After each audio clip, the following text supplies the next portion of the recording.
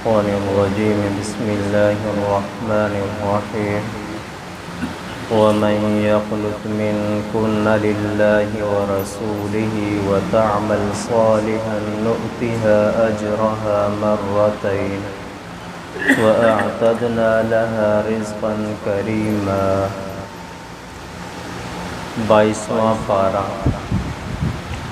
اللہ تعالیٰ فرماتے ہیں وَمَن يَقْنُتْ مِنكُنَّ لِلَّهِ وَرَسُولِهِ، جو شخص اتباع کرے گا تم میں سے اللہ کی اور اس کے رسول کی، وَتَعْمَلْ صَالِحًا، اور صالح اعمال کرے گا، اچھے اعمال کرے گا، نُؤْتِهَا أَجْرَهَا، دیں گے ہم ان اعمال کا اجر مرتين، 2 مرتبہ، وَأَعْتَدْنَا لَهَا رِزْقًا كَرِيمًا، اور تیار کیا ہم نے ان کے لیے رزق باعزت، کہ جو اللہ اور اس کے رسول کی اتباع کرے گا تو اللہ تعالیٰ فرماتے ہیں کہ ہم انہیں دوہرا اجر عطا فرماتے ہیں۔ جیسے کہ نبی کریم صلی اللہ علیہ وسلم کا ارشاد ہے کہ جب بندہ نیکی کرتا ہے اللہ تعالیٰ اس کو 2 اجر عطا فرماتے ہیں۔ ایک تو یہ ہے کہ نیکی سے پہلے وہ نیکی کا ارادہ کرتا ہے، اس ارادے پر اس کو اجر ملتا ہے۔ دوسرا یہ ہے کہ وہ نیکی کرتا ہے تو اس کرنے پر اس کو اجر ملتا ہے۔ اس لیے فقہا فرماتے ہیں کہ انسان کو ہمیشہ اچھی نیت رکھنی چاہیے، اچھے ارادے رکھنے چاہیے۔ مثال کے طور پر اللہ تعالیٰ نے استطاعت دی تو ضرور حج کریں گے، یہ ایک اچھی نیت ہے، اس نیت پر بھی ہمیں ملے گا حج کا ثواب۔ اللہ نے استطاعت دی، صاحب نصاب بنایا تو ضرور زکوٰۃ دیں گے۔ اگلے سال رمضان آئے گا تو انشاءاللہ یہ جو کوتاہیاں ہوئی ہیں وہ بھی نہیں ہوں گی، اور اگلے سال ضرور اعتکاف بیٹھیں گے۔ نیت ہے، کیونکہ نیت المؤمن خیر من عمل، کہ مومن کی جو نیت ہے وہ اس کے عمل سے زیادہ قیمتی ہے۔ اس لیے کہتے ہیں نا کہ ارادے فرما لیں، کیا مطلب یہ ہے کہ مفت کی نیکیاں کما لیں۔ اور اگر انسان گناہ کرتا ہے یا گناہ کا ارادہ کرتا ہے تو اللہ تبارک و تعالیٰ گناہ کے ارادے پر اس کو گناہ نہیں لکھتے اس کے لیے، بلکہ جب وہ گناہ کر چکا ہوتا ہے تو اس کو ایک برائی اس کے لیے لکھتے ہیں۔ اور آگے فرمایا وَأَعْتَدْنَا لَهَا رِزْقًا كَرِيمًا، کہ ہم نے تیار کیا ان کے لیے رزق باعزت۔ دیکھیں رزق 2 طرح کا ہے، ایک یہ ہے کہ اللہ تعالیٰ رزق دیتے ہیں عزت کے ساتھ دیتے ہیں، کہ عزت مجروح نہیں ہوتی، ذات کے اوپر کوئی دھبا یا کوئی داغ نہیں آتا، باوقار طریقے سے اللہ تعالیٰ عزت دیتے ہیں۔ اور ایک ہے کہ رزق تو دیتے ہیں ذلت کے ساتھ، کہیں سے جھوٹ، کسی کی گالیاں سنی، کسی کی بد دعائیں لے کے کچھ لے کے گھر آ گئے، کسی کا حق اٹھا کے گھر آ گئے، یہ رزق ہے، مل رہا ہے لیکن ذلت کے ساتھ۔ تو اللہ تعالیٰ نے فرمایا وَمَن يَقْنُتْ مِنكُنَّ لِلَّهِ وَرَسُولِهِ وَتَعْمَلْ صَالِحًا نُؤْتِهَا أَجْرَهَا مرتين وَأَعْتَدْنَا لَهَا رِزْقًا كَرِيمًا۔ سمجھ لو اگر رزق عزت کے ساتھ مل رہا ہے، عزت کے ساتھ مل رہا ہے تو اللہ کے ہاں ہمارے اعمال مقبول ہیں۔ پیچھے ہے نا کہ اچھے اعمال کریں گے تو دوہرا اجر ہے، دوہرے اجر میں پھر دنیاوی فائدہ کیا ہے کہ رزق دوں گا عزت کے ساتھ، کہ جب عزت کے ساتھ، سکون کے ساتھ برکت والا رزق مل رہا ہے تو سمجھ لیں کہ نماز بھی ہماری کام آ رہی ہے، ہمارے روزے بھی ہمارے کام آ رہے ہیں، جملہ عبادات ہمارے لیے کام آ رہی ہیں۔ اور اگر رزق تو مل رہا ہے لیکن باہر نکل نہیں سکتے، کوئی کہاں سے پکڑ رہا ہے، کوئی کس طرف کہہ رہا ہے کہ دیکھو یہ وہ ہے کہ جس نے یہ کام کیا تھا، یہ وہ ہے جس نے یہ کام کیا تھا۔ اب رزق تو مل رہا ہے، اگر اس کے ساتھ ایسے رزق کے ساتھ نماز بھی پڑھتے ہیں تو پھر نماز کی فکر کرنی چاہیے، اگر ایسے رزق کے ساتھ روزہ بھی رکھ رہے ہیں تو پھر اپنے روزے کو اس معیار تک لے آنا چاہیے کہ جو معیار ہمیں رزق کریم تک پہنچا دے۔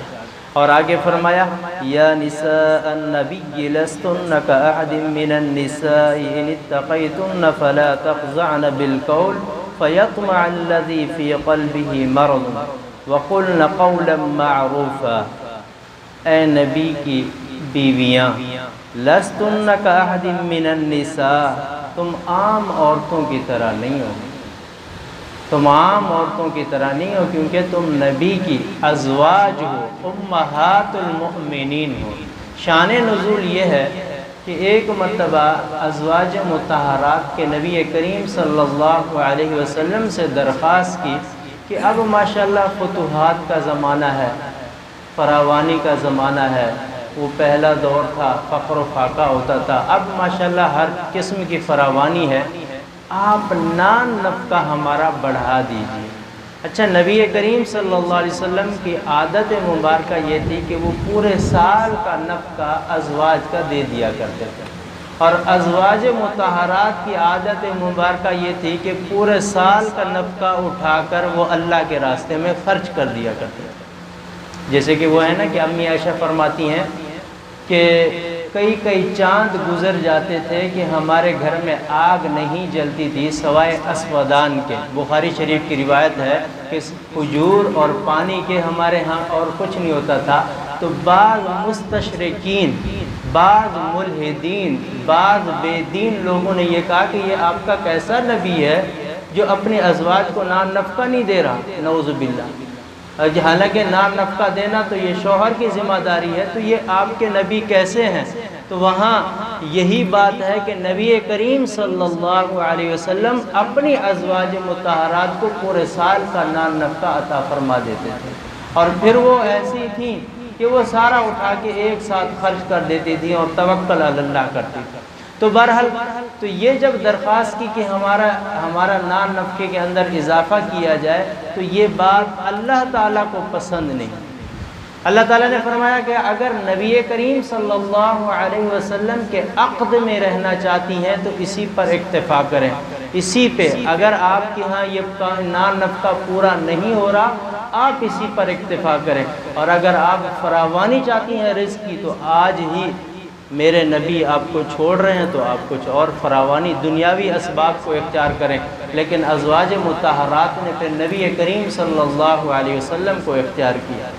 اب یہاں پر دیکھیں یا نساء النبی لستن کأحد من النساء، کہ آپ عام عورتوں کی طرح نہیں ہیں، ازواج مطہرات ہیں، کوئی امتی ان سے نکاح نہیں کر سکتا کیونکہ وہ ماں ہے، اور نبی کریم صلی اللہ علیہ وسلم کے وصال کے بعد بھی کوئی بھی امتی ان سے نکاح نہیں کر سکتا۔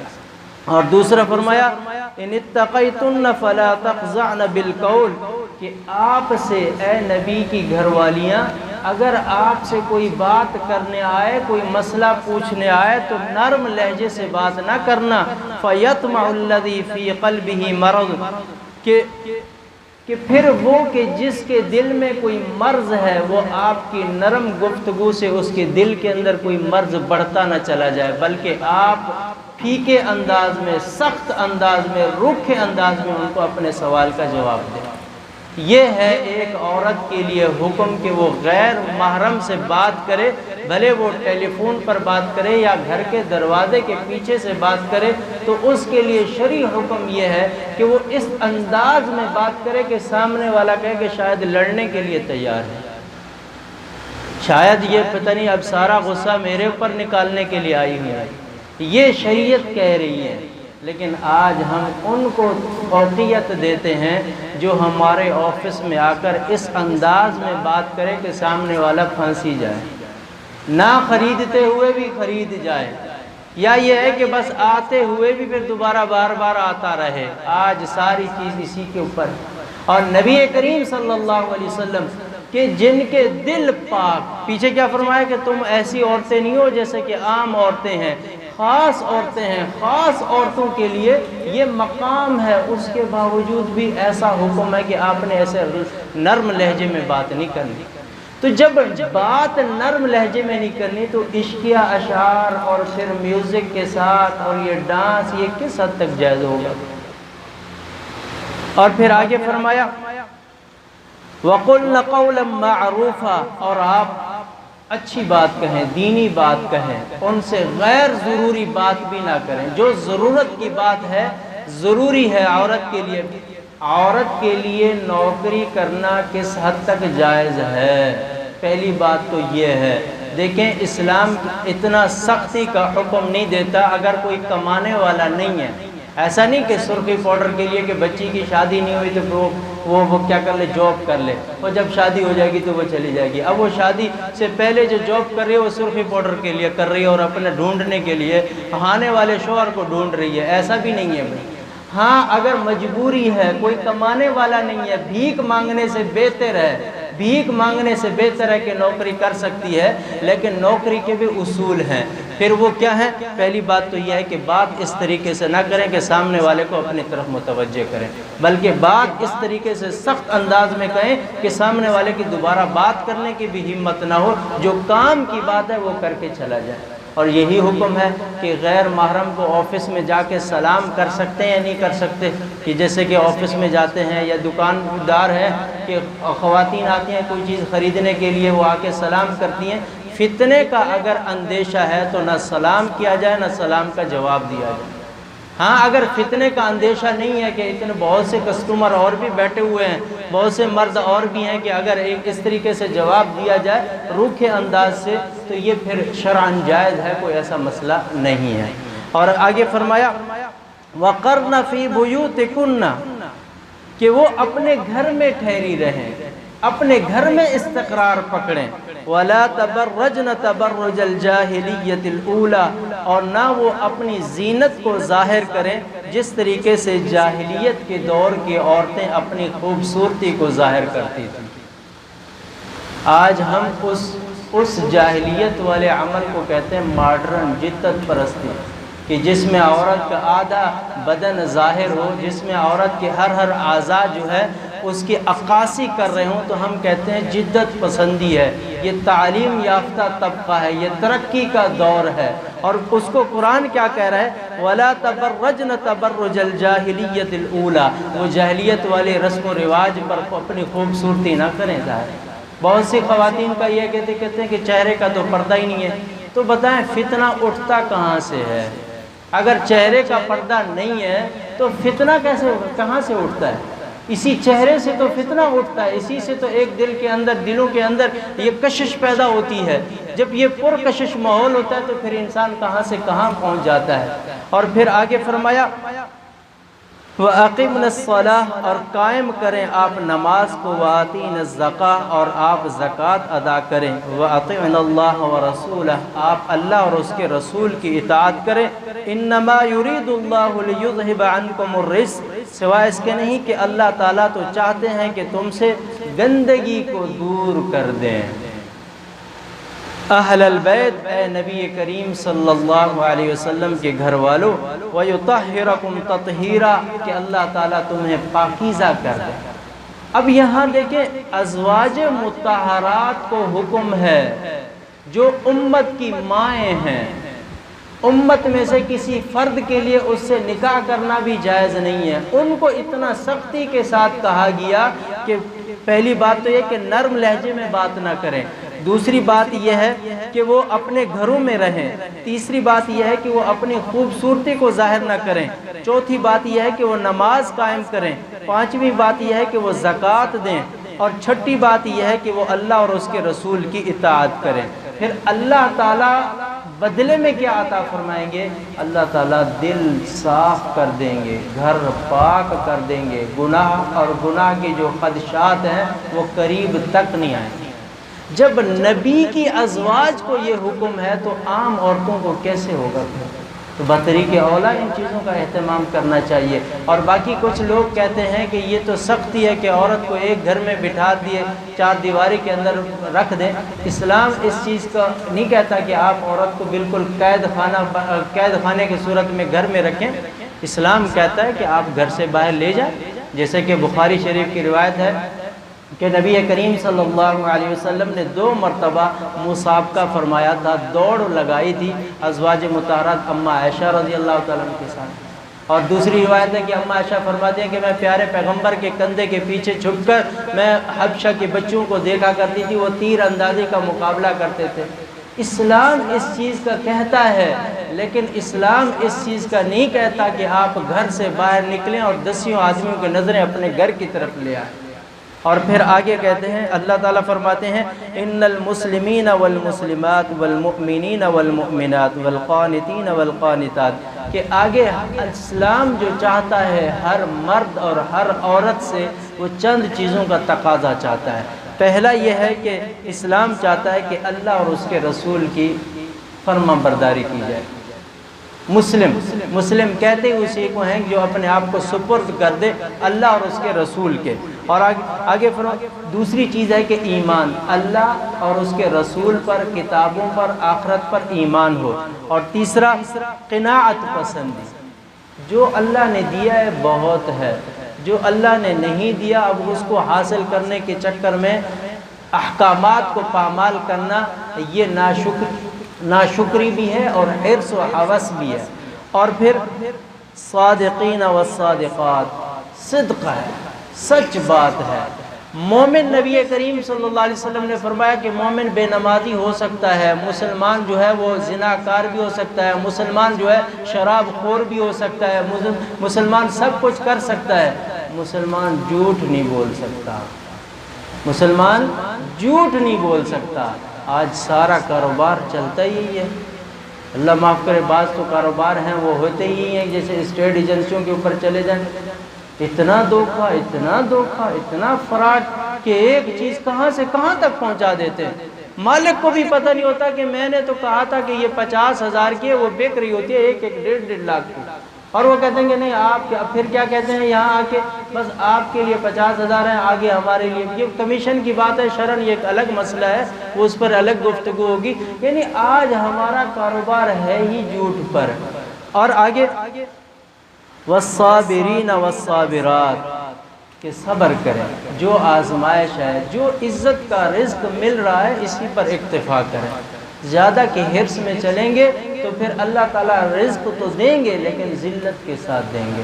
اور آگے ہے والخاشعین والخاشعات، ڈر، اللہ کا ڈر ہو، اللہ کا خوف ہو، مرنے اپنے قبر یاد ہو، اپنی موت یاد ہو، اسی سے خشوع خضوع پیدا ہوتے ہیں۔ اور والمتصدقین والمتصدقات، کہ صدقہ کریں، اللہ نے جو دیا ہے اس کا کچھ نہ کچھ صدقہ، لازمی نہیں ہے کہ 5,000 دیں، 500 روپے دیں، آپ 2 روپے دیں یہ بھی صدقہ ہے بھلا، آپ کسی کو پانی پلا دیں یہ بھی صدقہ ہے، آپ کسی کو ہنس کر بات کر لیں اور ان سے خیریت دریافت کر لیں یہ بھی صدقہ ہے، آپ راستے سے تکلیف دینے والی چیز کو ہٹا دیں یہ بھی صدقہ ہے۔ اور والصائمین والصائمات، روزہ رکھیں، روزہ یہ بنیادی ارکان ہیں اسلام کے۔ والحافظین فروجہم والحافظات، کہ اپنے شرمگاہوں کی حفاظت کریں۔ نبی کریم صلی اللہ علیہ وسلم نے فرمایا کہ جو اس شرمگاہ کی ضمانت دیتا ہے میں محمد صلی اللہ علیہ وسلم اس کے لیے جنت کی ضمانت دیتا ہوں۔ اور آگے فرمایا والذاکرین اللہ کثیرا والذاکرات، اللہ تعالیٰ کو کثرت کے ساتھ یاد کرنا، ہر وقت اٹھتے بیٹھتے اللہ کو یاد کریں۔ اعد اللہ لہم مغفرۃ واجرا عظیما، کہ جب یہ ساری صفات پائی جائیں گی تو اللہ تعالیٰ نے فرمایا کہ میں نے ایسے لوگوں کو معاف کر دیا، اور پھر صرف معاف بھی نہیں کیا، ان کو بہت بڑا اجر عطا فرماؤں گا۔ اور یہ اس اجر کا احساس کب ہوگا؟ وہ مرنے کے بعد ہوگا۔ دعا ہے کہ اللہ تبارک و تعالیٰ قرآن سمجھنے کی توفیق عطا فرمائے۔ وآخر دعوانا الحمدللہ رب العالمین۔